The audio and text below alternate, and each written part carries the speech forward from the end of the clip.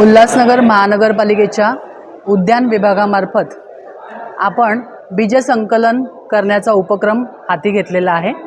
यासाठी आपण महापालिका मुख्यालयाच्या तळमजल्यावर प्रवेशद्वाराजवळ आपण 2 कलश ठेवलेले आहेत, ज्याच्यामध्ये नागरिकांना आवाहन करण्यात येते की त्यांनी आपल्याकडे असलेल्या वेगवेगळ्या फळांच्या किंवा भाज्यांच्या ज्या बिया असतील त्यांनी त्या आणून इथे आपल्या या कलशात जमा करायच्या आहेत, जेणेकरून आपण या कलशात जमा झालेल्या बियांचं दिनांक 9 ऑगस्ट 2024 रोजी मिडटाऊन हॉल रोटरी या ठिकाणी बीज गोळे तयार करण्याचा उपक्रम हाती घेतलेला आहे।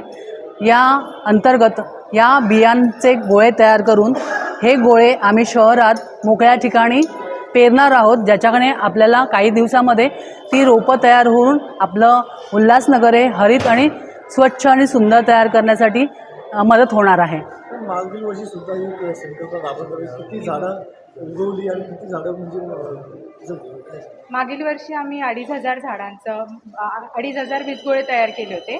त्याच्यापैकी जवळपास एक 1600 तरी रोपांची आम्ही पाहणी केली, तर 1600 तरी रोपांची चांगले अंकुर फुटून चांगले 1 फुटा 1.5 फुटापर्यंत आता झाड आलेले आहे।